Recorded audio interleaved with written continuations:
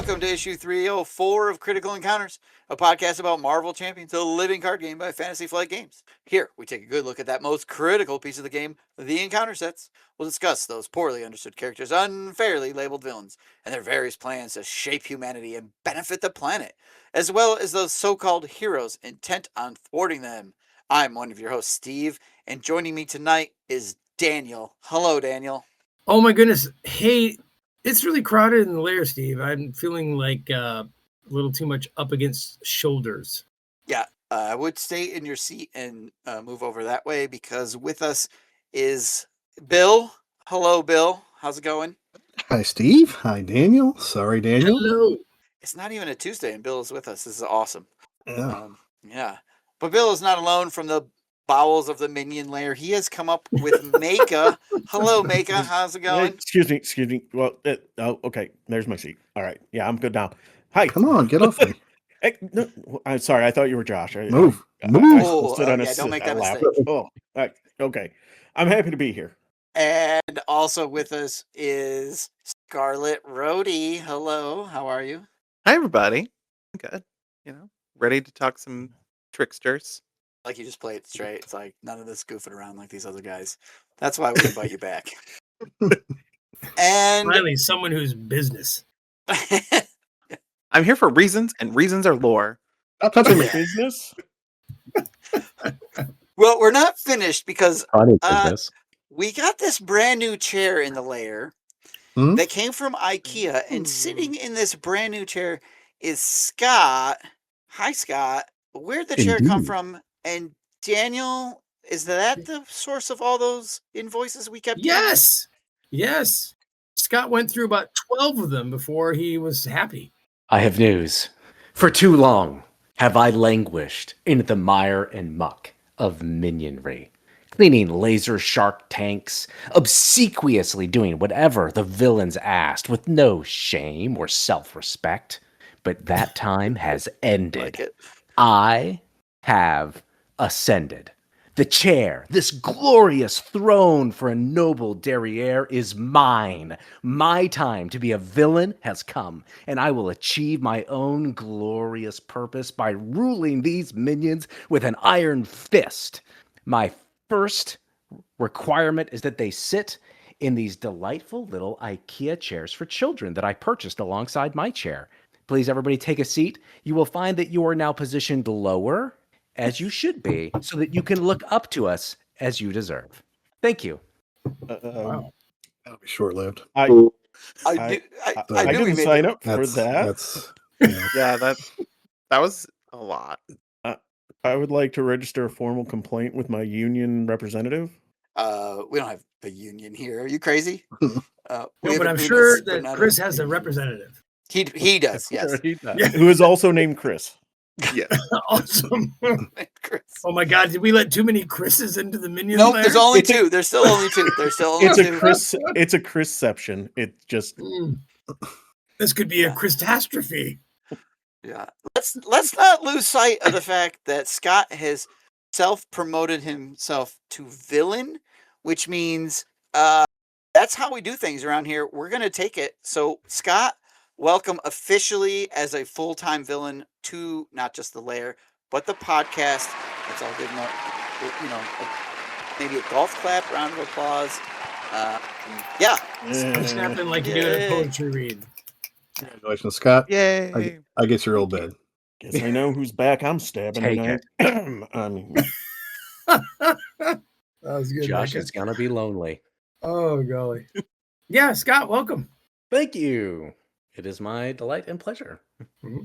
Steve, did you notice that the IKEA chair that I ordered is still 1 inch lower than ours?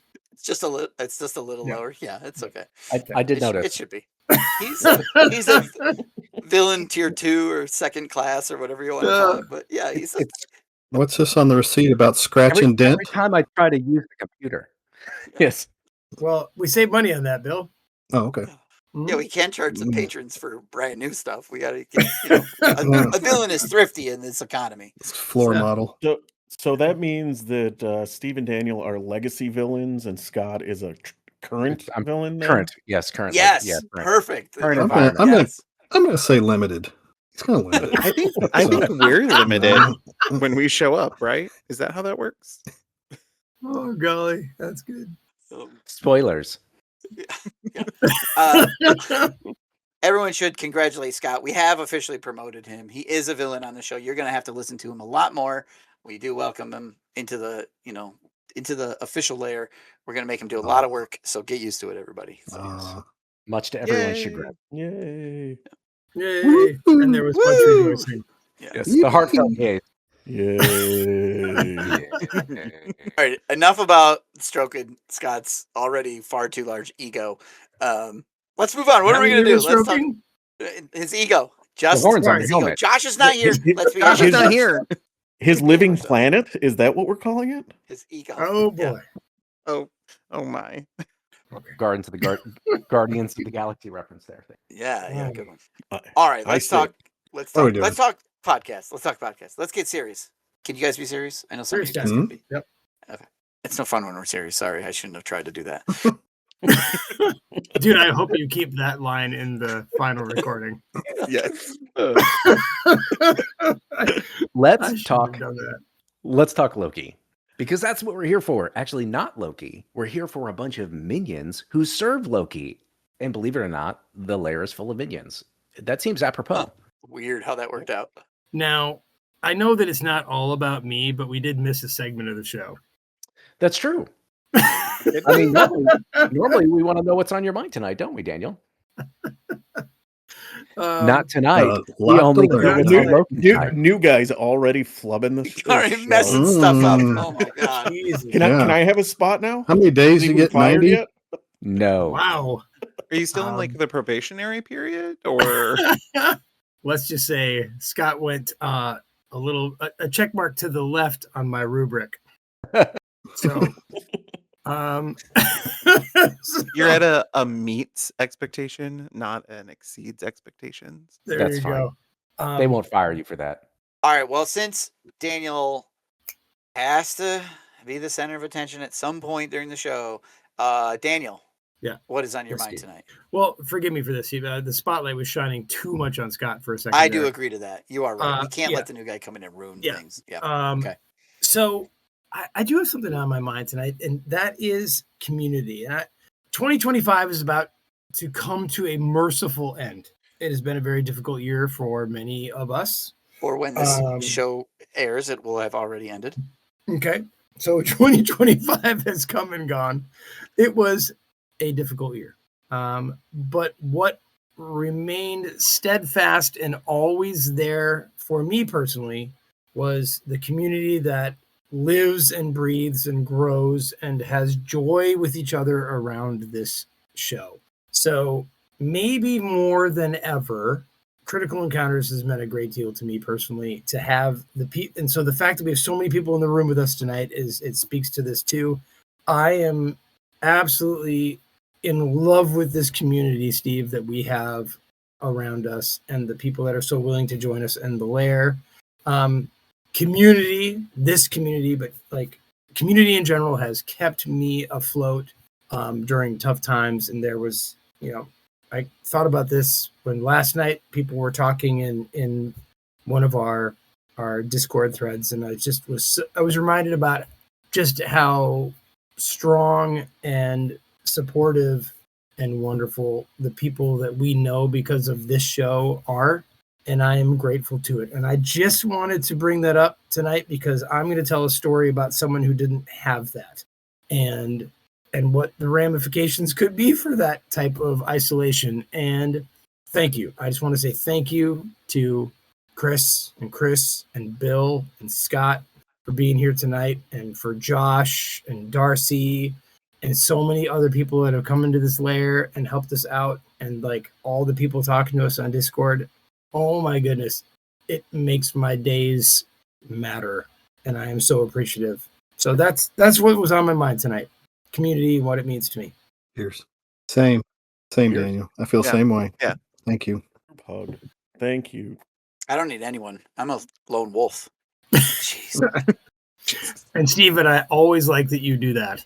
Actually, I should have probably done Fenris Wolf tonight, but I'm not doing that, Lord, tonight. That's someone else. So more of a Lone eagle soaring in the air all by myself. But- No, really, I completely agree with Daniel. Thank you. But maybe newbie Scott should tell us what we're doing tonight. Yeah, sure. Yeah, throw the whole show on me. First time. Great. Sounds great. Cool. So tonight we're gonna do Loki. And actually we're gonna do Loki part 2, because we already talked about Loki himself and all of his various avatars in this massive multiplayer, Loki environment with our synergies and all that stuff. We talked about all that, but we didn't talk about any of the actual cards that are in the encounter deck. And last I recall, this show was about the encounter sets. So I think we should talk about it. I agree. And most importantly, I think we should talk about all of the amazing minions in the encounter deck. And maybe we can learn a bit about each and every one of them, because there's 1, 2, 3, 4, 5, 6 named minions in this set that we haven't talked about yet, because we already talked about Mangog, and that's a lot. Yeah, there's a ton of great minions. So let's talk about some of them. Like Scott said, we already talked about all the setup cards. So let's dive in. And it sounds like Daniel Yes. does want to go first and talk all about Grendel is the one you were going to talk about. Well, yeah. I mean, I brought him up in the What's on Your Mind tonight. So Yeah, let's just keep going then. let's. Do you all mind if I Grendel up a little bit? Let's do it. Grendel it up. Because he is No. one of my favorite characters in all of literature. Now, I've had the great pleasure and honor of back in the day teaching 10th grade English, where that was a Brit Lit survey course that oftentimes, because I got to design it, so not even often, all the time, started with the Seamus Heaney version of Beowulf. So we would do that translation. And I was always fascinated by the character Grendel, who is the monster, the first monster that Beowulf encounters and defeats. And if anyone has the great good fortune of reading John Gardner's book, Grendel, which is looking at the Beowulf epic from that monster's point of view, it is absolutely incredible. And it starts to get you into this idea that there's something sympathetic about this. In the original epic poem, Grendel is just sort of this force of nature without much character other than the threat he poses to the village around him, right? He is nothing but a monster. Okay. Now there's been a number of retellings and a number of thoughtful renditions of the Beowulf story that give Grendel a little bit more than that. I want to talk a little bit about what lack of community can do in the making of what some would call a monster. Okay. Now, Grendel was not born a monster. He became one through exclusion, silence, isolation, the slow hardening of a heart that was never allowed to belong. Now, in some stories, Hrothgar, who was the king of the Danes that Beowulf came to help out, had a little tryst with a troll dam. That would be a woman troll. And the offspring was Grendel. And in his shame or whatever, Hrothgar refused to allow Grendel to be a part of his community, be a part of Heorot, which was the name of the mead hall and the center of the village life. Now, so if we take that part of the story as true, or as canon, that would be great. But it doesn't quite necessarily matter for the point that I'm trying to make about what isolation can do to a person. So from the beginning, the world kind of named Grendel an other. He was otherized before he could even name himself. He lived on the edges, and our poet of Beowulf makes it just very clear that he is a creature of the marsh. He is distant from others in terms of language. He doesn't, in almost every sense, he doesn't belong, and he doesn't belong because he's pushed to the margins. So Heorot, this mead hall, is a place of almost constant partying, and Grendel, from the periphery, from the marshes, watches warmth from a distance, but he's just sort of never invited into it, right? He hears the singing, the laughter, and and the goodwill from the people inside Hero that he is pushed outside of. Now, this laughter and this good and this party and the music, it doesn't just irritate him. It kind of like stokes the fire in him of like what constantly reminding him of what he was denied in sort of like that human need to belong. So every song of victory that was sung without him, every bond forged, it was just like another proof that he existed beyond the circle of humanity. So what that turns into is bitterness, right? And that bitterness for Grendel, it's not like, I mean, he appears in the poem kind of suddenly. He explodes into the mead hall to attack Beowulf on the first night he's there. But like Grendel as a person, as a being, wasn't such. He was very patient. In fact, he kept trying overture after overture to be kind, to be present, to belong in whatever way he could. But he's ostracized over and over and over. And so that bitterness grows into a kind of patience, and it grows quietly in the dark. It gets fed by years of being like sort of an unseen threat. Like no one talks about him except as a warning. Like he's this creature that people know about, and he's only deemed a monster. So if you're only ever described as a monster, I mean, we all know the labeling theory of sociology, right? You cannot stop imagining yourself as anything else after a while. So each rejection carves another layer of resentment until anger becomes the only language left to him, right? So Grendel then becomes this violent creature who tries to get into the community by destroying it. It seems like it's the only way that he has available to him to become a part of something bigger than himself. And so this violence, this sudden explosion onto the scene of Hero, it's not from cruelty, really. It's kind of from an existential despair. It's like this knowing that no matter how nearby he is to the parties, he's just never welcomed into the stories that are told about what it means to be a person. So that fear of him that he gets from everyone else, he turns that into hatred of them. And once that fear, builds enough, bitterness just sort of fills the space to fill the cracks in that wall. And so in the end, Grendel's tragedy, gentlemen, lies not in what he does, but actually in what he never has the chance to become. See, he could have been something incredibly beneficial to Hero and those people. He's strong. He's basically undefeatable. He's invincible. Beowulf does somehow defeat him, even though weapons could not harm Grendel. Beowulf rips his arm off, and that proves to be his end. But so basically what Grendel represents, he's sort of the cost of a world that refuses to see difference, right? Or to understand that we are actually bigger and better through sort of difference. And so his rage is loud, but the roots of that rage are kind of quiet. He's got this lifetime of isolation. He's this aching constantly from this denial of belonging. And after so long of being treated as less than, and he finally takes that in, believes it himself, and realizes the only thing left to him is to destroy the thing that pushes him to the outside, so that maybe if there's nothing left and he's all alone, then he's finally on the inside. So that, my friends, is my thinking about Grendel, the character in Beowulf. That's what I got for you. Kind of heartbreaking, right? It is heartbreaking, and I find him to be such a compassionate character, not necessarily in the original poem, where he's a little bit two-dimensional, not quite three, though even in the poem there are hints of what drove him to become Grendel, this what the poet calls the haunter in the dark, which I've always liked that line. So that's him, and he's super cool, and the game immediately screws it up.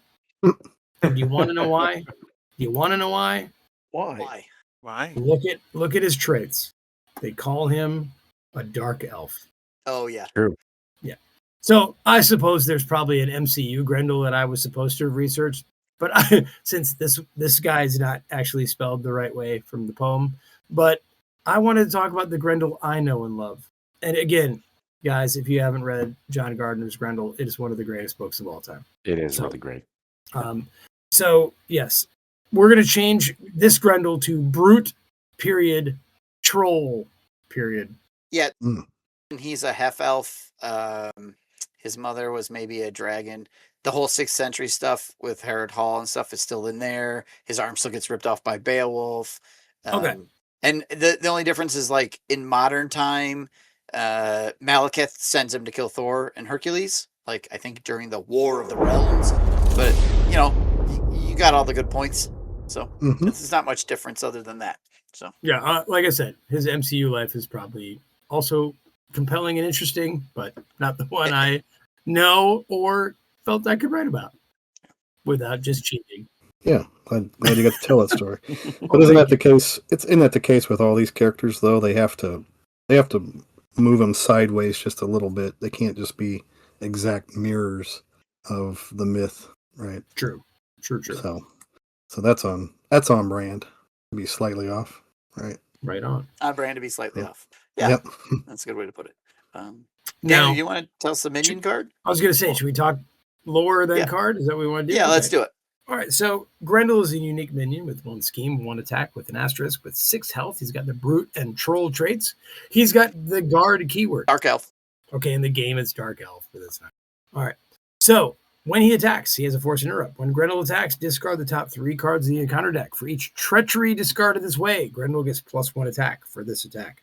Now, when you defeat Grendel, you get to place 3 shatter counters on the avatar of Loki villain. And he has 2 boost icons. Now, note that he does not have like victory display or anything like that. You can keep beating up Grendel if that is your want as a hero. Yeah. 6 treacheries in just the Loki pack alone. So good chance that you'll get a little extra attack. Especially if you couple that with the standard set. Which are almost all treacheries, no matter which one you're using. Mm-hmm. Mm-hmm. Yeah, and he's a guard, so you have to go through him, and he's going to give you those 3 bonus shatter counters. Yeah, he's good. He's not so difficult, I think. No, he's I feel actually like- kind of an easy 3 shatter counters, to be honest. Right. Yeah, he kind of is. He has guard, but not toughness or anything. But No, you although 6 is not terrible. Not for a terrible. helmet. right. Not It is great. a couple swings or a big attack, and the heroes want to defeat Grendel for the shatter counters. So the fact that Yeah. he's guard isn't. I don't know. Yeah, I was thinking that was Too kind of impactful? unfortunate. Yeah, it was kind of unfortunate because this is a minion that we would want to see on the table for a little bit, especially from the villain standpoint, because he's doing hopefully extra damage with an attack. We don't know how much, but whenever that guard is attached to a card, that's just going to demand your attention. You got to get rid of it. So, and you get a pretty good bonus for doing so. So, I don't know. Millen. Well, I mean, the best minions are like kind of a resource suck for the heroes, right? So he'll do it. Just trying to. He gets in the way. He gives the villain more time to do what the villain wants to do. Right. The guard minions are good for that. So it's no shade. 6 is no slouch. Nope. But you know who's even less slouchy? 7 health. Do you know who has 7 health? No, but Who? why don't you tell us? It's Laufey, not some little dark elf weakling. This is the king of the frost giants, the enormous, unstoppable, elite giant. Laufey. I'm sorry, Scott. Are you sure it's not Leve, the singer? What are you talking I am about? quite sure it is not Leve, the Oh. singer. Okay. No, so let's talk a little bit. We've talked about Laufey once before because he is in the Frost Giants. that came in Hela. First came in Hela is also used in the Loki set that came in the Mad Titan Shadow pack. We have Laufey and the Frost Giants. So he's returned, which this makes sense. So while I too am an enormous fan of John Gardner and his work Grendel, we are going to bring it back a little bit because this Laufey, while having resemblances to the Norse one, has a lot of ties into the Marvel Comics.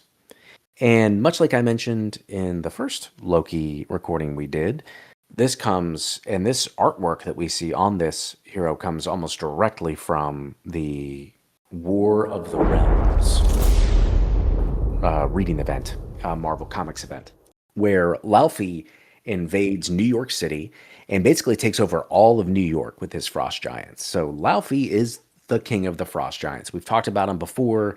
He's an enemy of Odin. He rules in Jotunheim, where the Frost Giants live. They are enormous, giant creatures that breathe out frost. They exude cold and his enormous amount of strength. He's the father of Loki. He rolls up into New York City and says, North America is mine. And he and his Frost Giants largely drive out the heroes in New York City. They do eventually take it back, but not before Laufey does some damage here and there. He and his minions and the minions of Malekith all kill all of the Valkyries. And he even eats Loki, which I think I mentioned once before. So that's sort of the minion we have here.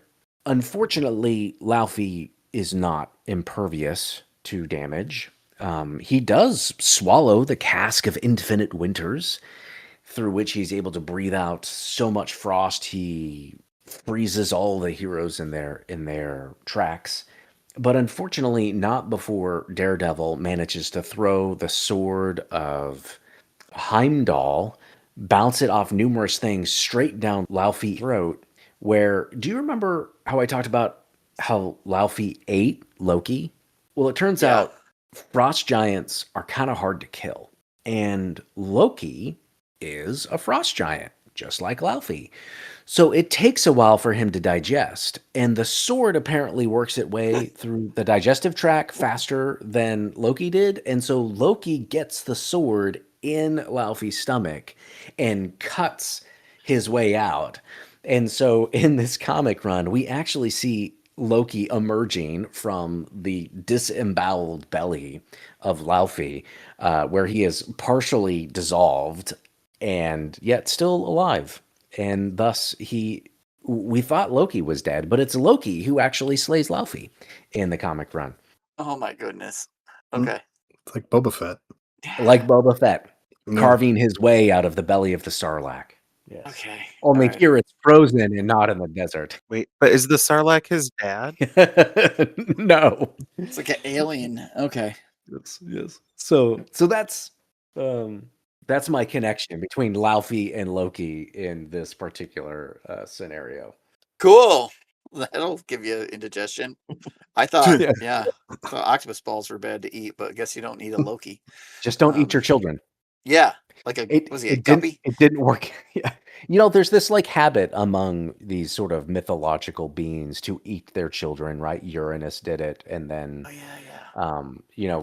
or Saturn, right? Depending on whichever one you're in. And then Zeus cuts open his belly and frees all of the Tongue. gods. So this is very classic myths happening. Yeah. So let's talk about Laufey's card. He is a minion. He is elite, unique. He's a giant. He has 7 health. He has a forced response. After a character attacks Laufey, discard the top card of the encounter deck. If that card is a treachery, stun the attacker. When defeated, place 3 shatter counters on the avatar of Loki villain. Choose a group in your pod, then place 1 synergy counter on their unified front environment. And that's the one that gives you resources. Scott, I think you skipped a scheme and attack. Yeah. Oh, that's right. He has 2 scheme and 3 attack. Thank you. He's a big boy. He hits hard. 3 attack, 2 scheme. You don't want him to stay out there long, but he's probably going to with 7 health. And he has 3 boost icons. Okay, so you attack Laufey, which is going to take a couple swings probably at a 7. And if it's a treachery, you get stunned. So that's cool. Which fits well with the whole freezing thing that was going on. Whenever anybody would get close to him, he would basically freeze them and push them back. So it's kind of mimicking, I think, the dynamic occurring in that battle with Laufey. Yeah, and as a reminder, the synergy counter you get, Unified Front, is the one that generates resources. So if you defeat him, you're going to pick up 2 wild resources effectively. Yeah, he's a big one. So, all right, let's talk about a small one, shall we? Instead of a big one. I'm going to talk about the Draugr Buddies. All right? I'm sorry, did you say Draugr Buddy? Draugr Buddy. Yeah, they're your friend. Okay. we talk about the Draugr in issue 135 out of Hela. So there's not a lot to say about these guys. They're undead from the army of Hell. They are the guardians of Nestrand, who serve the goddess Hela, who is the daughter of Loki. It might not be the case in the MCU, but that is true otherwise. She's the Death Queen and the Mistress of Darkness. And for a time, the Draugr serve King Balder. And yeah, they're your friends. I mean, check them out. You can go to a phone booth with them, uh, according to their art. Wherever they are, there are still phone booths. But that's it. They're just undead things. So, not much more to say about them. 2 of them, right? Yeah. All right. So we get 2 Draugr buddies. Buddy, right? Draugr buddy. I don't know why they're your buddies. They're non-unique minions with a 0 scheme, 1 attack, 2 health. The undead trait, they are guard. And when defeated, the defeating player discards the top card of the encounter deck. If that card is a treachery, deal Draugr buddy to that player as a face-down encounter card. 1 boost icon. So this is a case where guard is good because it's going to slow you down. And everything is based off treacheries. You flip a treachery, it's not really dead. It's going to come back next round, which is really cool. I like that effect. Like a true buddy, they're always there. They're there by your side. Yeah. Yeah. They Yeah, got your they're fun. back. I also really appreciate that the art has that like green eye effect that a lot of the like the enchantress or the enchanted in the trickster magic, the enthralled, I should say, the Yeah. trickster magic mod also have. So it's a nice thematic art thing throughout the entire scenario back. Yeah. Okay. Not a lot to say there. Scarlet Rhodey, you probably have Yeah, more to hi. say. That's me. Who are you going to tell us about? Oh, I can talk to y'all about Malekith himself. Probably should have been the villain. Uh, so Yeah. I am going to try my best to condense 40 years of history on Malekith into a bite-sized little piece of info. Good luck. So thanks. Yeah. For a lot of people, you might actually recognize him. So if you are an MCU viewer, you might be familiar with Thor: The Dark World. And the main villain in that movie was Malekith, so played by Christopher Eccleston, whatever, the Ninth Doctor. And so around that time, he came back in the comics, and so a bit of what I'm going to talk about is like more that stuff as he got more of a push. But his first appearance was actually in Thor Volume 1, number 344, in March of 1984. He's slightly older than me. And he's also often known as Malekith the Accursed. And he is a dark elf from Svartalfheim, one of the 10 realms in the Marvel Comics.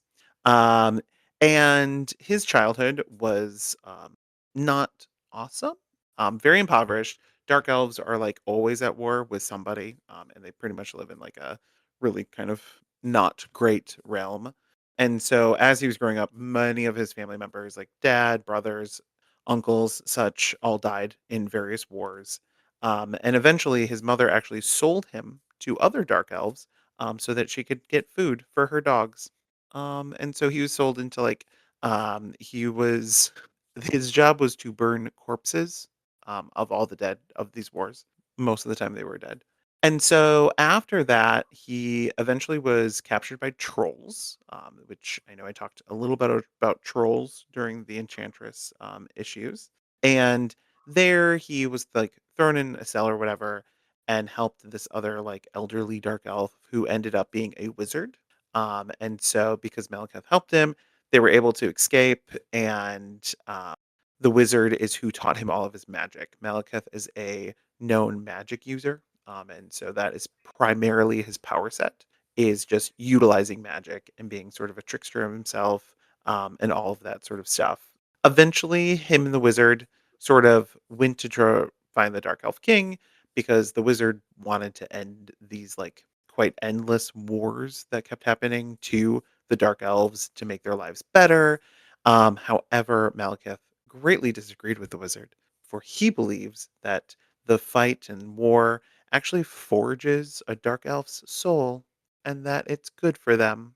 And so he murdered the wizard. So obviously, just stabbed him right up.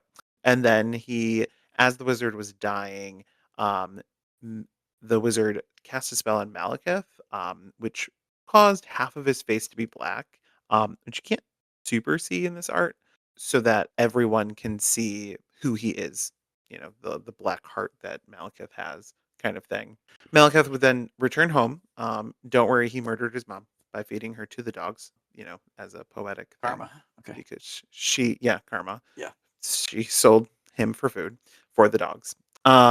Anyway, and then after that, he pretty much fought the like sort of ex-guardians, Thor. He would team up with Loki and Suter, who I talked about also in one of the Enchantress episodes, and like a bunch of others. He would also be his own mastermind.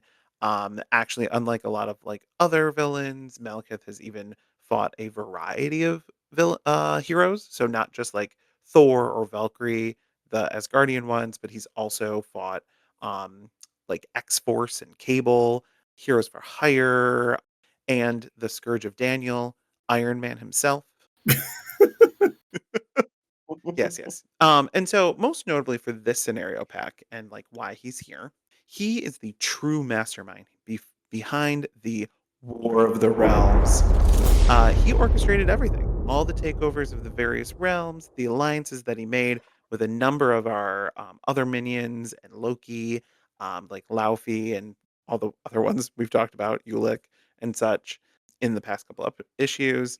And so he orchestrated everything. The eventual evasion slash takeover of Midgard, aka Earth. And that invasion basically took all of the Earth's heroes, as well as like Asgardian heroes and everything, to kind of push him back, as well as all of his like forces. Eventually, this is the crazy one. He eventually stole like venom and got venomized himself, like Mhm. bent the symbiote to his will, producing like the all black sword, sort of like Gore the God Butcher. And then in this last battle, that was then Stonehenge, he fell to not just one, but four Thors. There is time travel nonsense that I'm not going to get into, Oh, thank you. but there were four Thors. One being our normal Thor, one being Jane Foster Thor, and two time travel Thors. And so as this battle raged on, Malekith sort of like developed sort of a little bit of insecurity in things, which allowed his wild hunt. So these are sort of like dogs that Malekith had kept. As I mentioned earlier, he has kind of like a connection to dogs, I guess, like these like elven Twisted tie there. wild dogs. Yeah. So he has these war dogs, the wild hunt as he calls them. They sort of sensed his like fear that he might lose.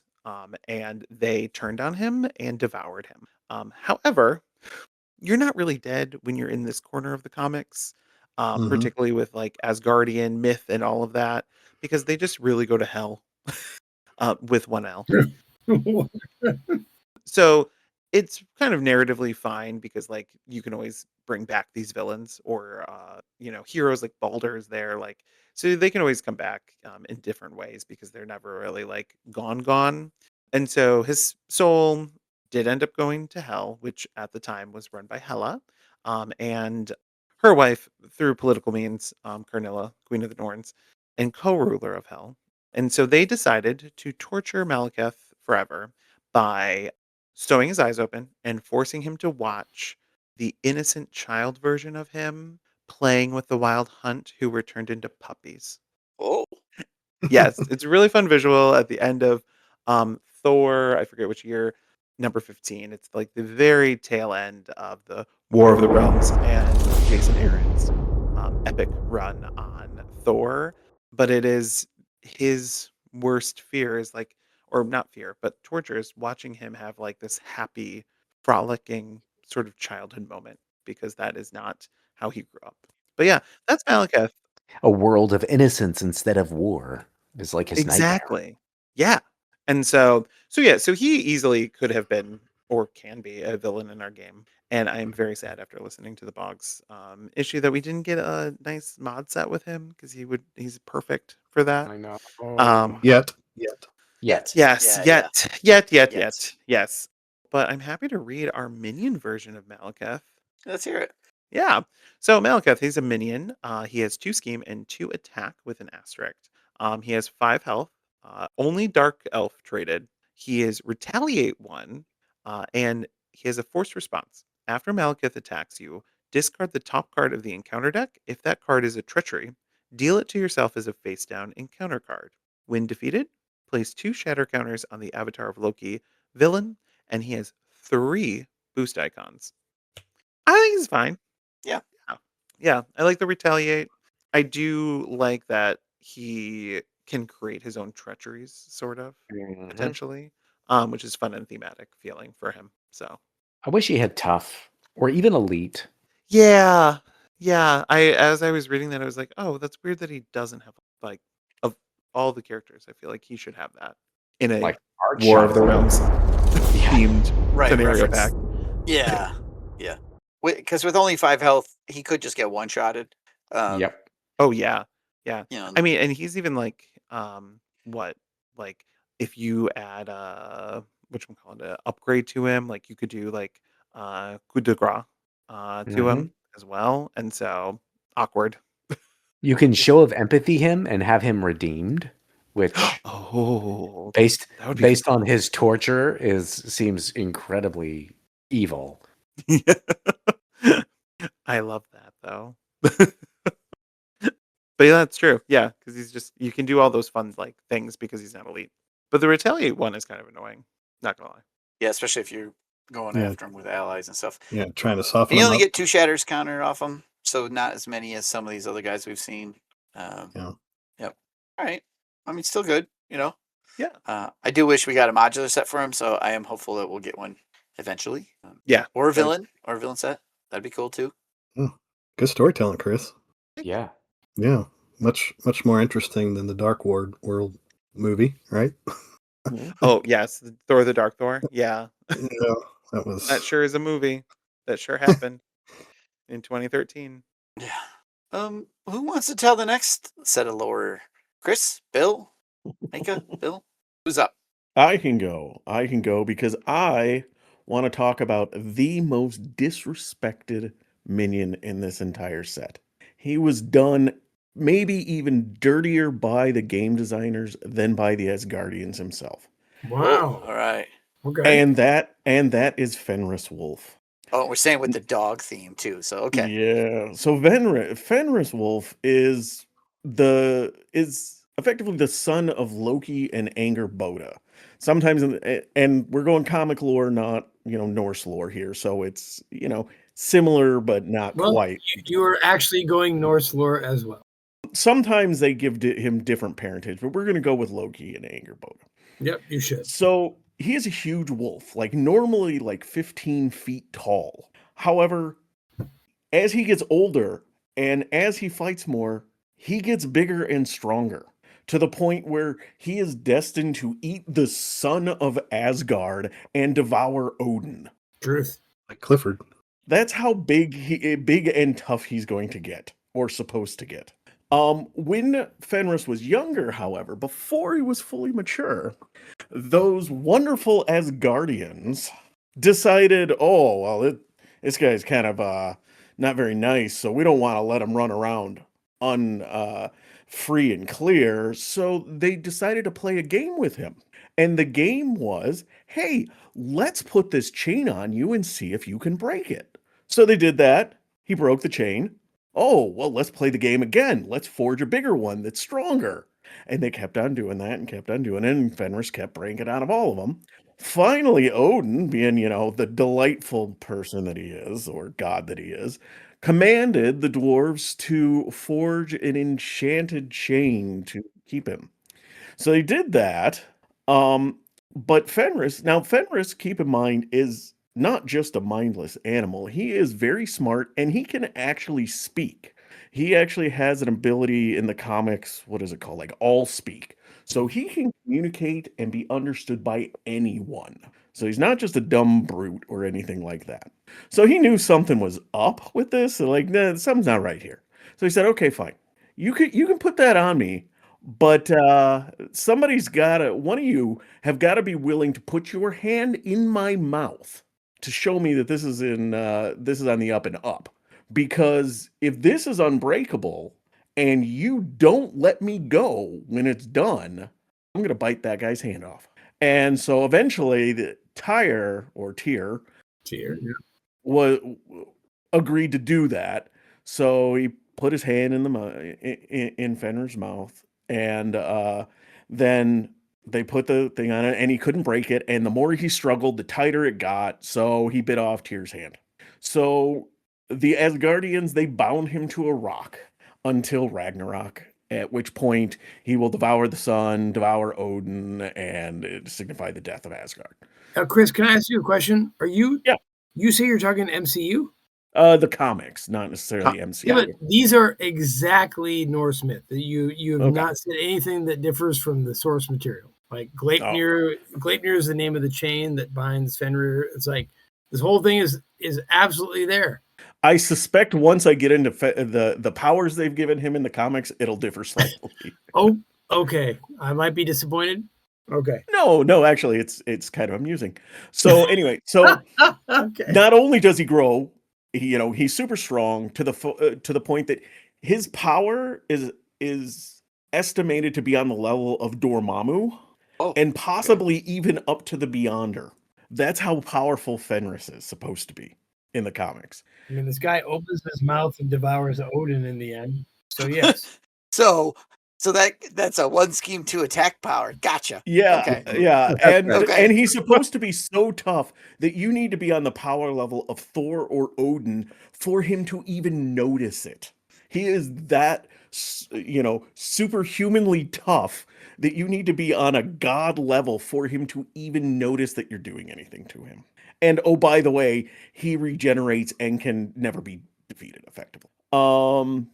The one amusing power that he has in the comics, I will say that I'm assuming is not probably Norse myth, is he has what they are calling, let me get it here. Yes, digestive shapeshifting. I don't know what that means. After he devours someone, he can shapeshift into that person he ate. That is inaccurate. Ooh. And according to the myth system, that's true.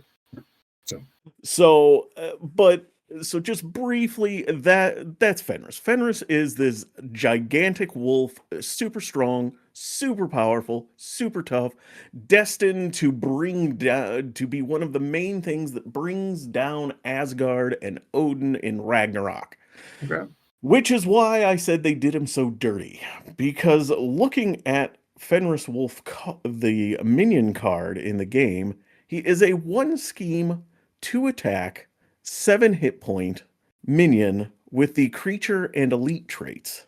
He is also guard and patrol. He has no win revealed. He has no forced response, just a win defeated effect. When defeated, place 3 shatter counters on the avatar of Loki villain, and then choose a group in your pod and place 1 synergy counter on the mounting resistance environment. And mounting resistance is the one that allows you to remove more threat when you do a thwarting. And he has 3 boost icons. There's no toughness, there's no retaliate, there's no healing, there's no extra hit points, There's no extra god attack. killing. There's nothing. There's nothing here. They Wow. did him dirty in this Yeah. scenario. And the art they use, like, those are islands and towns in the background. He's humongous, right? He's gigantic in the art. Giant. Yeah. Well, I mean, Yeah. We see him in the MCU movies, Thor Ragnarok, Hulk and him battle on the Rainbow Bridge, Yeah. right? Yeah. Yeah, in the MCU, Yeah. he's like an undead wolf that is like Hela's steed. But Yeah, which he holds I his own actually against the personally Hulk. find kind of cool. yeah, it is cool in the movie. I mean, bottom line is he's a very good pupper, and the game doesn't capture just how good a boy he is. Ugh. Yeah. Too bad. Need one. Well, they also name him interestingly in the game, like Fenris Wolf.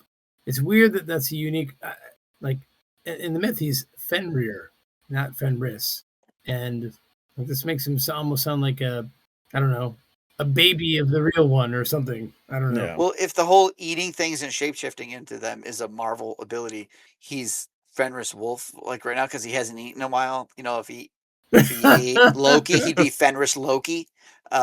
Right? So like Yeah. yeah, okay. Yeah. Although I will say, for his size, the guard and patrol, I can see where they were going with Yeah, that. that makes sense. I Sure. could Yeah. definitely see that. Yeah, toughness though, right? Like Yeah. But Yeah. While you were engaged to Fenris Wolf, he is tough. Don't go there. Don't go there. Don't go there. All right, I'll get off my soapbox now. All right. All right. Who's left here? Bill, you Yep. got one. Yep. So I have the Minotaur. His real name in Marvel Comics is Mario Agger. His first appearance was Thor: God of Thunder number 19 back in February of 2014. And the first issue that you find the Minotaur in is in a series of books called The Last Days of Midgard. And in these issues, Dario Agger is the CEO of Roxxon Energy Corporation, which is a multinational oil and gas corporation that's headquartered in Manhattan, New York. It's one of the largest fuel conglomerates around the world, and the corporation's annual revenue exceeds $500 billion. So the Minotaur is one of the most powerful and wealthy individuals in the Marvel Universe. Now, one of his aliases is Sir Minotaur of Roxxon. And as far as his origin is concerned, he was born in Greece to wealthy parents. He spent much of his early life walking with his mother and father along the shores of the Aegean Sea. So you could probably guess what's going to happen in the story. His rich parents walking out of doors with their young son. Of course, they're going to be attacked and killed by pirates. Only young Dario escapes into a nearby cave where he would pray to the presence of a bull statue, thus saving him by being transformed into the ancient Minotaur of legend. So Dario is then able to swap back and forth between himself and his new alias. He then uses his family's fortune that he inherited to get the best education that money can afford. And in time, he would take control of the most profitable and corrupt business in the world. And so he is the kingpin, really, of all the oil lords. He has absolute power, and this power has corrupted him absolutely. So his main goal in life is to exploit the earth of all of its natural resources and then find somewhere else to live. Now, in time, he comes into a partnership with Ulick, who makes him aware of the other realms. And so Dario decides that he's not happy with just exploiting Midgard, but he's going to exploit all of them. His activities in this realm, in Midgard, put him at odds with Thor and S.H.I.E.L.D. And so there's this regular back and forth like there is between Thor and his other enemies. Thor ends up destroying some of his refineries by hitting them with a lightning bolt. And when everything comes to light about what's going on here with this corrupt man, as always, someone else gets the blame, and so Ulick, as well as the other dumb trolls, get the blame for all that Dario is doing. And Dario gets to keep his fortune, he gets to keep his influence, which he would later use during the War of the Realms. So, in the War of the Realms, he leads this monstrous force of Malekith, who we learned about earlier. He commands this army of fantasy creatures, aligning them with the Dark Elves and becoming a very significant antagonist for Thor and the Avengers in that War of the Realms storyline. Just a couple other notes about the Minotaur. At one point, he decides to stay permanently in his Minotaur farm, and he ends up getting mangled and turned inside out by Zimnu. So now he's walking around with his guts hanging out, as well as having a skull in the shape of a cow showing. In time, he would also use his great wealth to buy Marvel Comics. And so in the comic book, you can see that he actually owns Marvel Comics. And in one frame, you can see him crumpling up a copy of Journey into Mystery, which was the first appearance of Thor. And so what are his superpowers? Well, he's a Minotaur. That's it. So Okay. At one point, when you're saying what's going to happen, I'm waiting to hear he got bitten by a radioactive bull, but you never went there. So, I mean, it sounds like his superpower is that he's rich. yeah, yeah. Pretty much. In this art, he's got a thing for bears. he does. Yeah, he does.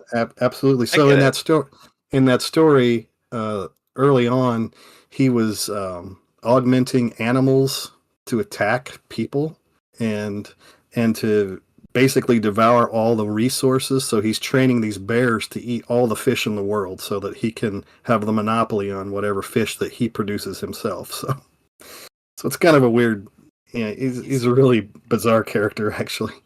A lot of the comics when he first appeared. A lot of those Thor comics were very like environmentalism based. Yes, they were. Yeah, and Yeah. so yeah. In fact, in those early ones, there's a jump back and forth between like current day, so to speak, and then the future, where like there's a Thor god in the future that has Thor children, and they're trying to protect the world against Galactus, and so the world is being threatened by Galactus in the future, and in the current, the big Galactus, so to speak, is Minotaur. He's trying to absorb all of the resources in the entire world for himself, and then move on to the next big thing, right? So that is I'm sorry. Minotaur. I'm still stuck that at one point his master plan was training bears to eat fish. Yeah, I mean all the fish and All all the the fish. humans, right? In fact, they would eat so much they wouldn't stop eating until they eventually would explode. So So it's bad they for were bears just too. insatiable. Yeah, their It's a end twofer. was Yeah. they're in this particular picture on the card. They just got done eating all of his lawyers. So Oh, I remember sorry that. for the lawyers. Yeah, Nice. Why don't you read his card for us, Bill? let's take a look at the card. So the Minotaur, he's a minion with a scheme of 2 and attack of 2. He's a brute creature with 4 hit points. He has toughness. It says when revealed, if there are 5 or more treacheries in the encounter discard pile, Minotaur attacks or activates against you. When defeated, place 2 shatter counters on the avatar of Loki villain, and it has 2 boost icons on it. So you're going to count the encounter deck, count the treacheries that are in the discard pile, Yeah. and then he I'm activates always- against you. Yeah. It's always like, how many are in here? 1, 2, like, Yeah. yeah. I mean, it only attacks for 2, but it's still for some reason. And I know it's not quick strike. Like if he just had quick strike, it would be better. But there's like this foreboding of how many treacheries are in there that I really like off of this. So And then he activates against you. So if you're an alter ego form, he could scheme. Yeah. yep, he does scheme. Yeah. So love it. I like Right. Minotaur. Yeah, I do too. Mm-hmm. And it's good that it's like the when revealed because his health is so low, and so he's doing something. Hopefully, But he also maybe. has toughness, so he's one of the harder ones to remove out of the creatures that we get. That's Like- true. Yeah, you gotta Couple ping hits, him. yeah. You got to get past his bears. That's right. You know, His inside out yeah. hide. his lawyer eating bears. Holy cow. Well, and he gives you the least benefit for taking him out. He only gives you 2 shatter counters compared to so many of these others that give you 3 and a synergy counter. Malekith Yeah, is him the and same. Malekith are 2. Yeah, Yeah, him and Malekith are 2. Yeah. The 2 of them. yeah. I think all the 7 health ones are the really good ones. Well, we do have one more of these 7 health minions. I think we have to do it. It's my turn? My It's turn. your turn, Steve. Sure. How do you pronounce this one, Steve? How do I pronounce it? That is a Don't good ask question. me. I'm glad you did not ask how it is pronounced. How do I pronounce it? Hraesvelgr. Okay? Hraesvelgr. Okay. Language. Or Corpse Ridiculous. Swallower. We can go with that. Oh. Okay. Corpse Oh. Swallower. You got is that a one right. Jotun. Okay, yeah. That's Svelger. All right, Corpse Swallower is a Jotun, aka a giant, who takes the Yes. form of an eagle in Norse mythology. Correct, Daniel? Yes. Okay. All right. So information about this giant, about him, Corpse Swallower, is pretty scarce. He is only mentioned in stanza 37 of the poem Vafthrûdnir. Okay. Gesundheit. From the Poetic Edda. So Hraesvelgr is said to sit at the end of the world or the northern edges of the heavens and causes the wind to blow whenever he beats his wings in flight. So this is the source of all winds in the world, this eagle flapping its wings. And this story is repeated by Snorri in the Gylfaginning section of his prose Edda. So it's referenced twice. Hraesvelgr is sometimes confused with a giant eagle who has a rivalry with the serpentine dragon Nidhogg or Eggnog, however we say that name. Not eggnog. Not Eggnog, Nidhogg. Okay. Sometimes he's confused with the eagle that has a rivalry with Nidhogg and the hawk on his head that's called Vedral Volnir. Okay. But they're different creatures. Okay. Very limited information, not much known about Hraesvelgr, but being a Jotun or giant, it's likely that he has inherited his bigotry against the gods, right? The giants don't like the gods, particularly the gods of Asgard. So that's some extrapolation there. Powers for this big old bird, all the qualities of a bird of prey, although like on a massive, colossal, humongous scale. And Hastefelger can release powerful gusts of winds when it flaps its wings, just with one flap of its wings. So what I want to do is reference these poems, these Eddas that Hastefelger is mentioned in. So there's a modern English translation by Henry Adams Bellows from the 1930s. This is the one I like the most. So Hastefelger he is called, who sits at heaven's end, a giant in eagle's shape. From his wings, they say, the wind blows over all the world. Now, that's the English translation. What I'd like to do right now is have everybody listen to the Old Norse recording of this. Okay. Done for us by friend of the show, Stieg. Oh, really? Yes. So I've dropped into the chat, and I'll play for our listeners the Old Norse reading of the part of the poem that I just said. So, oh my goodness. Vaffrutnir kvad, hræsvelgir hættir, sittir að hímins enda, jötun í arnar hæm, af hans venjum kvad vind koma, alveröldöf. Damn, that was cool as hell. Yeah, So good. that was awesome.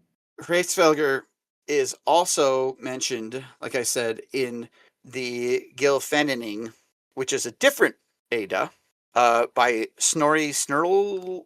Okay. Snurlson, yeah. Okay, Snurlson. And this one goes, a certain giant is seated at the northern edge of heaven. He is called Hraesvelgr, and he takes the eagle's form. At his flapping wings, the wind arises that moves all over the world. So that's the second reference. And of course, we'll have to listen to it in Old Norse, again, provided to us by Stieg. Stieg will be delighted to know, Steve, that I am on day 1,307 of Norwegian on Duolingo. Nice. Okay. Damelti gangleri, vad han kemur vindir, så stark att han kedir, stör haf och yfir engi jafnvel sem elder, en starkar han och på oherligar synum, har segir, så gyr sitter, a enda heim sin nordri Hraesvelgr heitir, han hefir arnar ham, en af vengjum hans stender vindir yfir alla veröld. So that's our history, our Norse history of Hraesvelgr. Now, Danny, you mentioned Norwegian. At the end of the show, I have both of these poems also in Norwegian that I will play for the folks to listen to. Wow, nice. Very Now, nice. That's our Norse history. What is our Marvel history of this character, you might ask? So, Steve, what's our Marvel history of this character? Hey, Scott. I'm so glad you're here. Scott might ask. All right, so in Thor 2020, number 35, published in June, I guess published in June 2023, but it's the 2020 run, we encounter the Big Bird one time. Okay, one time he's in the comics. This is the only time that I could find reference to him at all in Marvel, and it's a flashback to when Thor and Loki were young, and they were visiting the King of the Frost Giants at the time, Bergelmir. Okay, and they're drinking, they're having fun, they're like gambling, and they get to they get to where they're going. They steal Sleipnir and ride Sleipnir there. Okay, and they're gonna gamble with the Frost Giants king, and they're gonna wager Sleipnir against the king's magical knife. And they're like, we'll give you the horse if you give us your magic blade. And the Frost Giants king's like, yeah, let's do it. So they're going to have a contest of strength. That's what they're going to gamble. And each side is going to choose their champion. And the Frost Giants choose Hraesvelgr as their champion. And they make Thor fight the eagle. Okay. So Thor fights the eagle for like hours and hours and hours. And eventually he wins. I think he cheats. I can't remember. But he eventually wins. Probably does. And then they make the Frost Giant King fight a spider that happens to be one of the fates.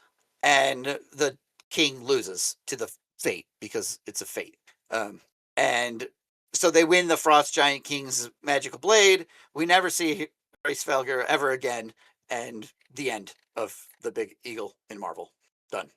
So, Wait, so Loki was gambling his own child? yep, I guess so. On a Man. for a magical knife, they're looking at the Not Frost Giant's Loki. hip, and That they're is like, a that looks like a cool blade. Let's wager my kid against him. So that is a gambling problem right there. yeah. Yeah. Well, I mean, Well, you know, He needs at an least intervention. he didn't sell his child for dog food, at least, right? That's I mean, true. That is True. true. Also, it's not gambling if you know you can't lose. Right. Yeah. I mean, they knew that he couldn't defeat the Fates, so at worst, it was going to be a draw. It's tricky Loki. That's Always right. And think that. Loki's the one who decides on the spider. And Loki's also the one who's like, yeah, Thor, you have to fight this thing. So, right. He gets to watch his brother get beat up for a while, too. So it's fun on all sides for Loki. Great day. Yeah, Yeah. It's a good day for Loki. All right. Hopefully I did this character justice. So, indeed. If Yeah. FFG did. oh, yeah. So what did FFG do for this, for Trace Felger? Unique minion, 2 scheme, 2 attack, 7 hit points. Creature and elite. When revealed, discard the top 3 cards of the encounter deck. If a treachery was discarded this way, take 2 indirect damage. When defeated, put 3 shatter counters on the avatar of Loki. Choose a group in your pod. Then place 1 synergy counter on their domineering force environment. 3 boost icons, and the domineering force environment is the one that deals additional damage. So That's one strong chicken. Hmm. It is Yeah. one strong chicken. Love it. Indirect damage. So difficult sometimes to navigate that, especially for And me. 3, yeah, especially for Bill. And you're discarding the top 3 cards, so there's a chance you hit a treachery, right? For It's sure. pretty good. Bill, there's someone at the door for you. Yeah. Let's go check Yeah. it out. Okay. Yeah. He says he's a buddy of yours? Yeah. My Draugr buddy, I'm going to take off, guys. Oh, We kind of had plans already, so that's all right. Oh, Am I yeah, coming along, sorry. Daniel? Sorry to keep you so late. Steve, that's a little suspect. I'm going to follow Bill out and see where he goes with this. Yeah, okay. Buddy system. Always use the buddy system with your drugs. Yeah. I can't leave Bill alone with the Draugr buddy. Okay. See you guys. Take care. All right, I'll be back. Congratulations, Scott. Good night. Thank you. Thank Loki, they're gone. Yeah. With those guys gone, let's look at some of the other cards, shall we? Who wants to start us off with some attachments? I'm attached to that idea. Let's go. Do it. All right, wrapped in chains. This is an attachment condition attached to your identity. Attached identity cannot ready. When revealed, exhaust your identity. Hero action. Spend 2 resources of the same type. Discard this card. Place 1 shatter counter on the avatar of Loki villain and 1 boost icon. And I believe there's only 1 copy of it. Correct. Okay. Yeah. So is this a chain that poor Fenris gets wrapped up in? Maybe. No, because He's they can Captain break out of America. it eventually. So That's true. One of the early chains. one of the early ones, maybe, yeah. But it is really good. Yeah, you get exhausted. You can't ready. Burn a couple resources. You do get Well, a shatter counter, though, out of it. So, Yeah, but You it has do. to be the same resource too. It's the Yeah. I'm actually thinking I don't think I've actually had this come out when I've played this scenario, and I've played it a few times because I don't remember this card at all. I'm like, oh, an extra shatter counter. How nice. yeah, it's not a big minion, and it's not a treachery, so it's sort of lost. Yeah. It's Yeah. not, yeah, it's not a big, it's not a huge tempo swing, I think, unless you're struggling for resources. I think I played against this with Nick Fury, right? And his watch can generate 2 mentals. Thor can generate lightnings off of his God of Thunder. Captain America has a super soldier serum to generate 2 physicals because you got 2 of those. So a lot of heroes can actually do this pretty easily, even just out of their base kit. So I don't think it's the hardest to get rid of, but it does kind of, it's rough to be exhausted and then have to spend 2 resources to get rid of it, and that doesn't even ready you. So you've lost your activation Yeah. for the team. So it's a Yeah. tempo hit for sure. yeah. I mean, if you exhaust a defend, and then this is your encounter card, and then you burn an energy strength or a genius, you pick up a shatter counter. I don't know. Right. It's not the worst card in this set. So Definitely not. No. all right, Maka, you have a dark scepter. It's not a harpoon, but it's sort of like one. Why don't you tell us about it? All right. The Dark Scepter is an item and a weapon attachment. You attach this to the avatar of Loki villain, and that avatar of Loki villain gains Stalwart. And also, treacheries cannot be canceled. And as a hero response, after you resolve a treachery, spend 2 resources of the same type, and then discard this card. And as an added bonus to the Dark Scepter, the avatar of Loki gets a +1 attack, and there are 2 boost icons with it. I mean, seems good. I like in theory the treacheries cannot be canceled, but there's not a ton of treachery cancellation in this game, or at least not what I play. Right. Yeah. Yeah, I agree. Yeah, but that's like the go-to way to handle a difficult scenario is to get your player Scarlet Witch, your Doctor Strange, Adam Warlock, Spider-Man, right? Anybody who can cancel the treachery. Yeah. They make these types of levels so much easier. I'm glad it's not the only thing that it does. It's a nice bonus, Agreed. but I Yeah. haven't run into this being used that ability coming into play very often. No, actually, it kind of like does 3 almost minor things all at the same time, which is kind of nice. Yeah. Yeah. I mean, Stalwart's huge. That alone is awesome. Yeah. Stalwart +1 attack is great. Something that I honestly I love stuff that gives a character stalwart, because you think you've got them locked down with stun or confuse or something, and then boom, it just goes away. Yeah. As opposed to if they like Thanos that has it inherently, like, oh well, I know not to bother with you. Yeah. And Loki gets steady at one point, like when you're halfway through and he gets his focus. What is it? Yeah, if he gets total focus. Intense. Yeah. Intense focus gives him steady as well. But you can still deal with like the first half of the game. You can still like stun and confuse Loki, and then even the second half of the game, you can kind of stun and confuse Loki, and then this comes out, you're like, I can't do it at all. But you can get rid of it. So yeah, I like these types of where you can clear them. So all right, well, there's some side schemes. Scott. Yeah, let's talk about this Aura of Stasis. It is a side scheme. When revealed, discard the top 2 cards of the encounter deck, top 3, instead in expert mode. And if a treachery was discarded this way, exhaust your identity.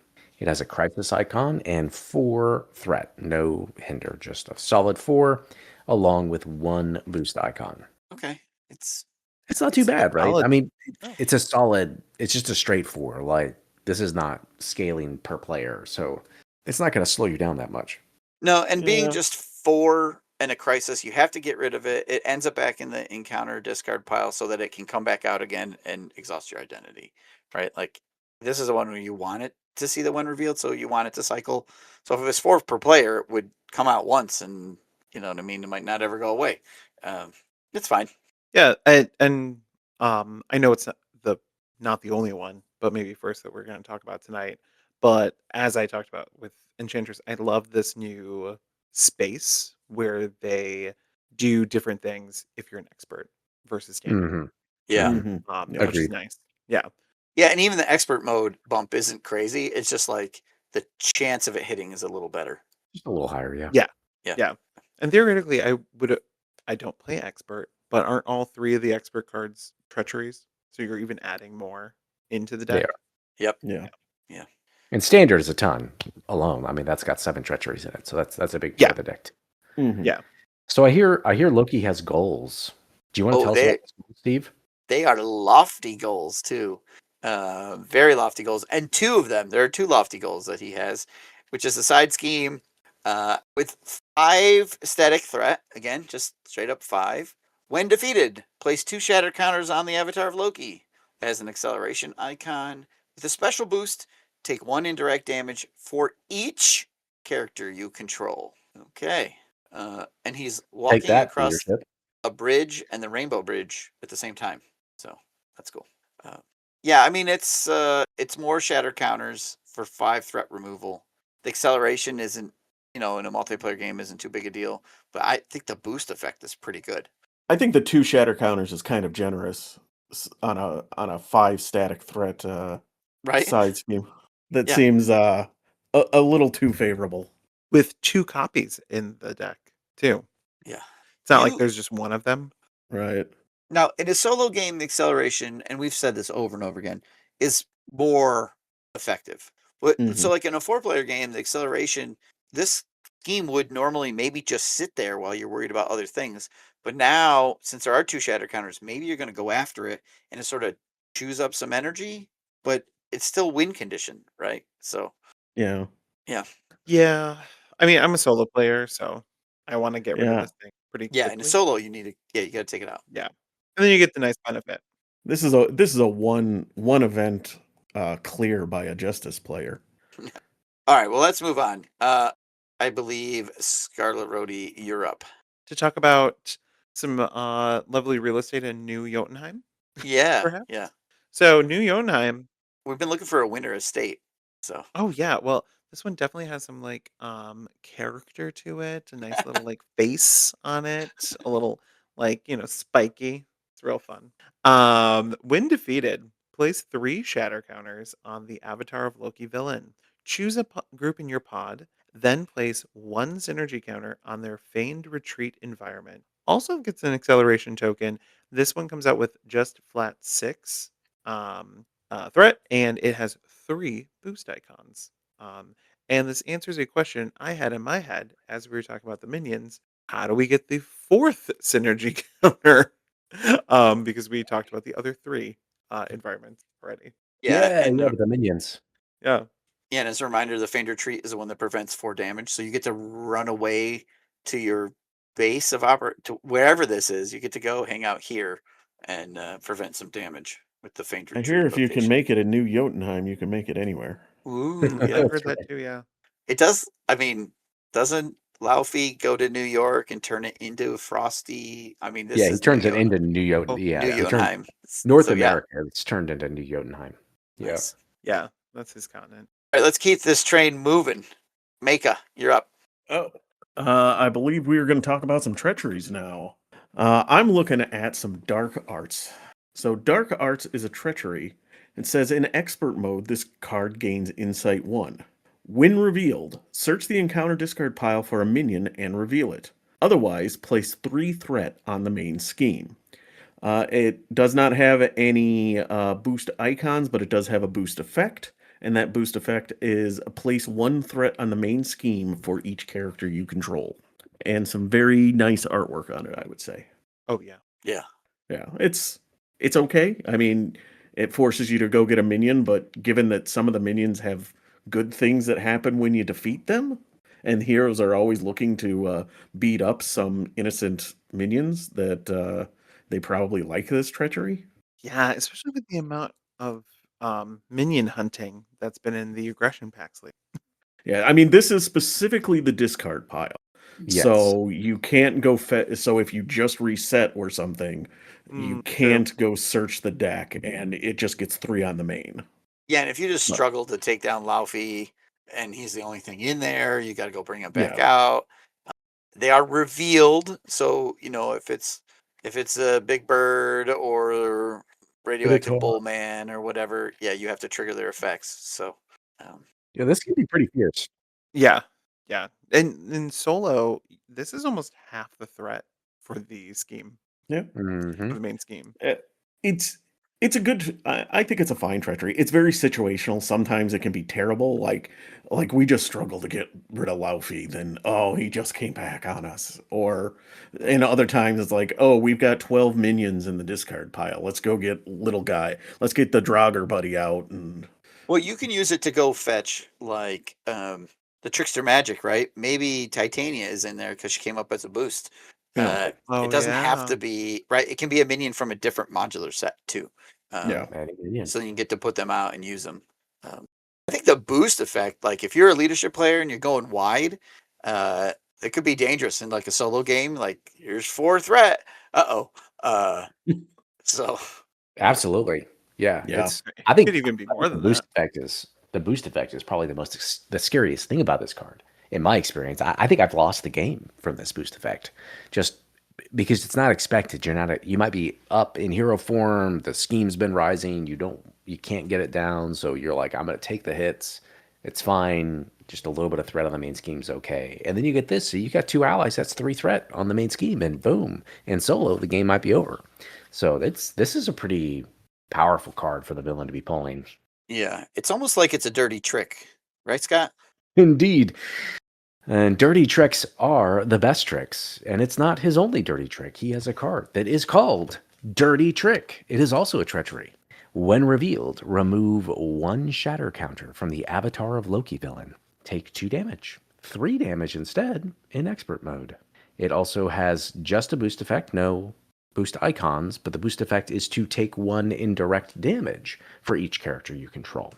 So it's sort of the inverse of the dark arts. You're taking damage, not putting threat. It removes shatter counters. Yay! That's right. Yeah. Heals him. Honestly, when I see this card, I'm like, they should have had a couple more ways to remove shatter counters. Or just not give them out so quickly.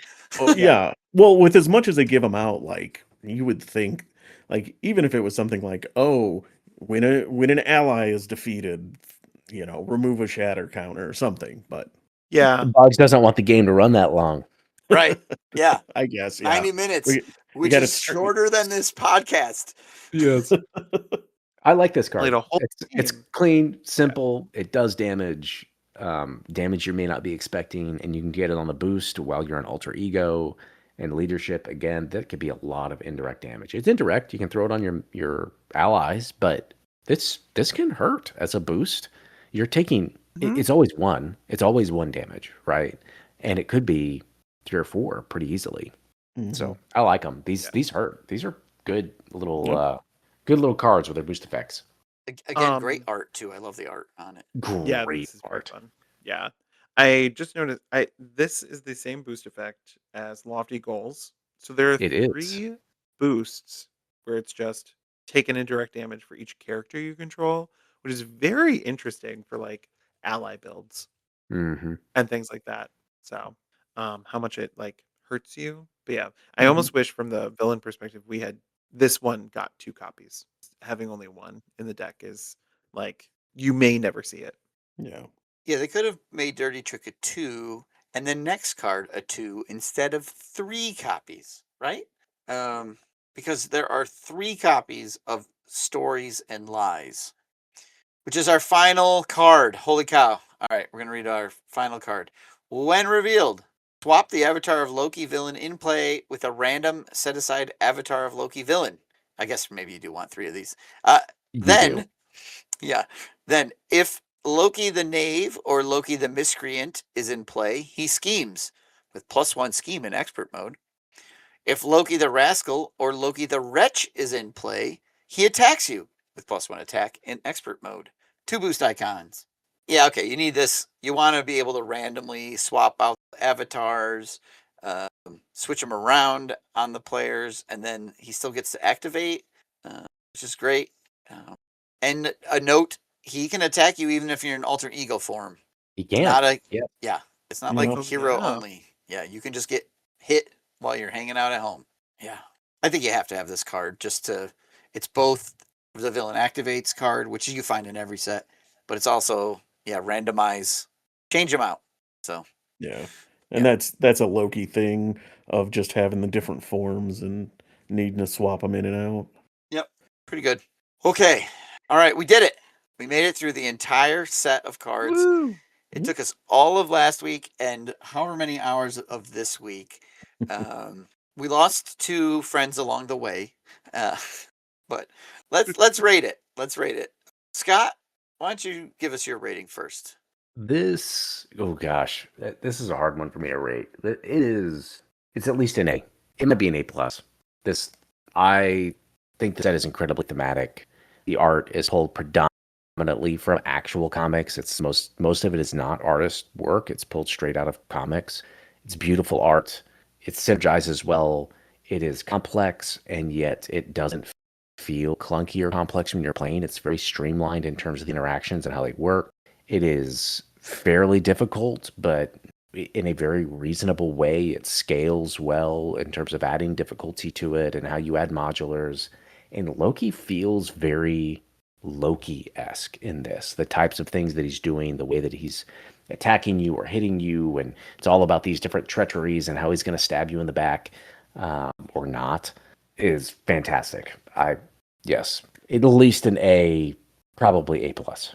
That's fair. That's fair. Mika, what do you think? I am going to give this an A as well, just like on the border of like a half plus or something. Not quite all the way up there.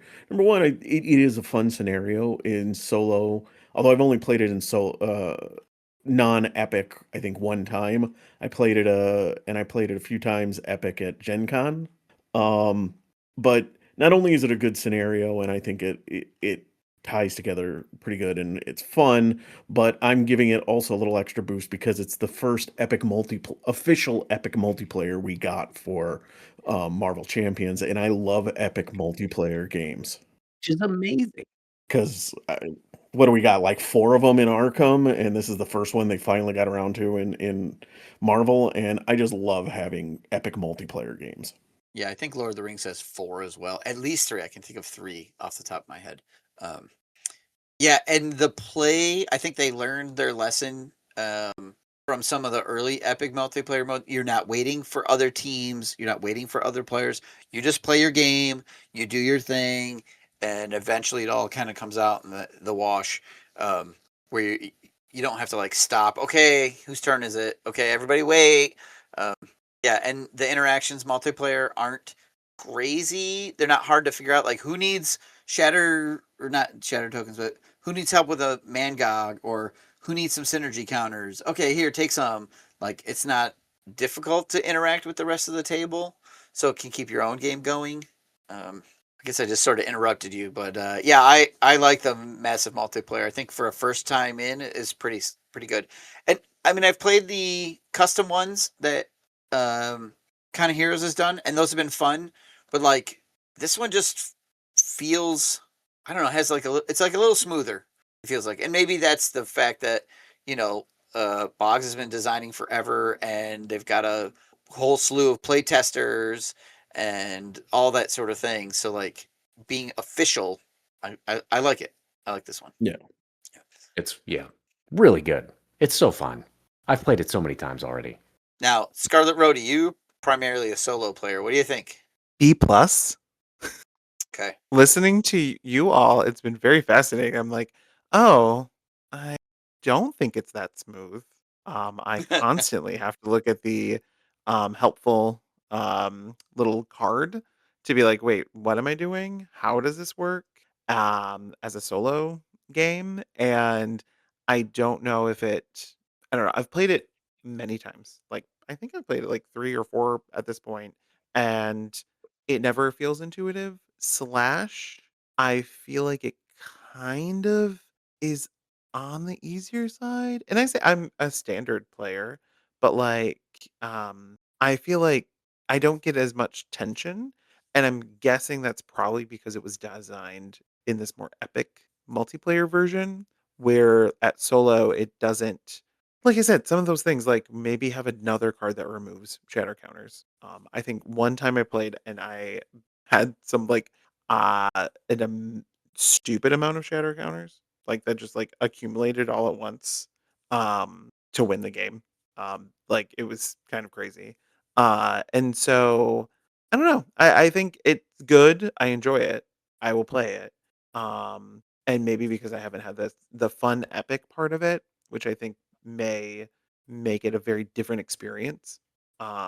Like hearing everybody else talk about like, oh, I've got the Megog, or um, how much more do we need to do on like the big main Loki? It just does not translate as well. Like in the scenario pack, this is definitely the number 2 scenario for me.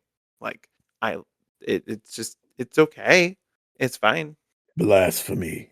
Good. Yeah. It's good to get No. the different points of view. Yeah, No. Enchantress is good. I have only played solo. Okay. You could in solo turtle until you put 15 shatter counters on Loki, then defeat him. So all 20 goes and the game is over like that, right? Boom. Yeah. It's over. So you Yeah. have to defeat, like Grendel 5 times or whatever, right? You gotta take out 5 minions or whatever. Or you can do what I always do, and I just rush Loki for whatever reason in this one, and I have to fight him. I have to defeat him 4 times, and every time you get an encounter card, right? When you shatter the illusion, you get a bonus encounter, and it gets harder and harder, and then I die or I thread out or whatever. So like, I think next time I'm gonna have to try to turtle and wait and try to take him out in one shot. But Yeah, It's it not has even a like I'm turtling. I'm not a control player. Like it just happens. Like how many of those cards did we read Yeah. that were like, oh, if you defeat this, Yep. here's 20 shatter counters. Have Yeah. fun. And so I think it's just like it's not even like a control thing. I'm a rush player. And I'm I like, oh, even in epic multiplayer, it's not what I would call a difficult scenario. no, I agree. But it is fun. but it does get way more difficult on expert. And like I've been playing it on that's fair. standard expert 2, and it's very challenging. So like, but it's not unbearable. So I feel like it's one where if you want to throw in a harder modular set, you want to throw in some of those variations that we have, it does very well with them, right? The Trickster Tango mod set makes it much easier. And Mm, it's also the only set that we have where engaging with the other cards in this set also advance you towards your win condition, whereas normally they are a barrier to the win condition. So there's like this really cool thematic fun, at least to me, of like, well, when I get Grendel, I get to beat him up and that helps me win. When I get Laufey, if I beat him up, it helps me win. If I, get rid of this Worlds Collide side scheme, then it actually helps me defeat the villain. Like there's this kind of interesting, like you're on a quest hunting down his minions and taking care of these different things, and they're all pushing you towards your win condition in a different way. I like how it handles those. It makes those more relevant in the sense that like, well, you don't want to ignore it. You actually want to defeat that because that's what you're getting shatter counters, right? So I like that it does that. It kind of draws you into wanting to engage with the cards more. I think that's kind cool. of where my fun is coming from, I guess. That's actually a great point that I didn't really think about. And I think from what it sounds like what you're talking about, sort of almost like when we play Hela or Apocalypse 1 or even Batroc, where it's like you need to follow Yes. this certain thing. And here it's much more randomized because you don't know which ones you'll get, right?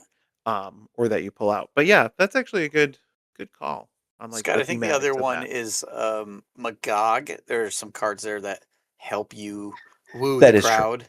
Yeah, Yeah. Magog's yeah. maybe the other one. Yeah, no, that's true. Magog did it first. Yeah. Now, the shatter counters, so playing solo, these shatter counters do not scale. So in a 4-player game, 2 additional shatter counters is not a huge deal. It's good, but like in a solo game, it's a little bit bigger of a deal, right? You take out a Minotaur, you Yeah. take out Grayskull Guard, that's a whole Loki. And I think the environments add to the, let's say, the making the scenario a little easier. They very Because do. you can like, I ignore 4 damage, I do 4 extra damage, double resources, which I can use to unchain myself, things like that. So, yeah. All right. Well, Daniel, give the scenario a grade. Oh, geez, Steve, I had such a blast with you in Virginia. I'm going to give this a 10 out of 10. All This right. is an A plus. This is an absolute A plus. I'd ask Bill, but I was told by a whispering little spider that he may not have actually got a chance to play this yet. So we'll come back around to Bill when we play it on stream. How about that? Sounds good. Okay, so that's their thoughts. Is there more to say about Loki, the god of lies? Anyone have anything else they want to offer up? They really missed out on marketing synergy by not including an alligator Loki, but My only other comment is play this massive multiplayer if you can. Go to your local game store, start a Marvel community. Daniel talked about community at the top of the show. Get a game night going on there. Sit down, even if you played it with 3 different groups, 3 different pods of 2 players, right? You'll get a little bit different experience. Go out there, make some friends. I know you have friends. And that's why you listen to us, because we're your friends. But go out there, meet new people, play this game in the community, and this is a great scenario for it. So, here. Agreed. all right. I'm going to call it, guys. I'm going to call it 16 hours in. So, do you have Loki stories you want to tell us? Do you have stories or lies? We'd love to hear your Loki lies as well. You can email us at criticalencounterspod@gmail.com. We are Critical Encounters on Facebook. You can find our YouTube, Twitch, or Patreon by searching for Critical Encounters Podcast. And on Discord, we are Vardane, Big Foam Loaf, Scarlet Roadie, Board Game Lawyer, Maka, and the newest villain for Critical Encounters, Lexicon. Welcome. If you like our show, tell your friends. If you don't like our show, tell your enemies. Loki, take us out.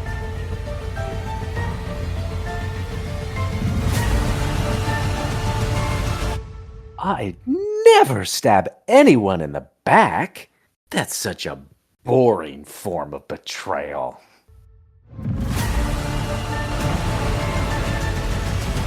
Woo. Okay. Holy moly. It's like 12:30.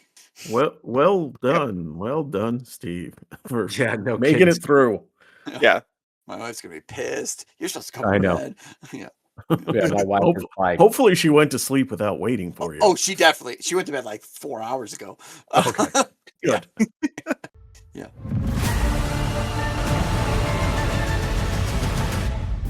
Vaftrudne kvad, Resvelg sitter ved himmelens rand, Jotun i ørneham, av hans vinger vindsiges komme utover alle menn. Gullfaginning, da sa Gangleri, hvor kommer vinden fra, så sterk at den slår over store hav, over ingen like sterkt som ild, og sterk den også uberegnelig av syn. Høg sier, en Jotun sitter ved verdens ende i nord og heter Resvelg.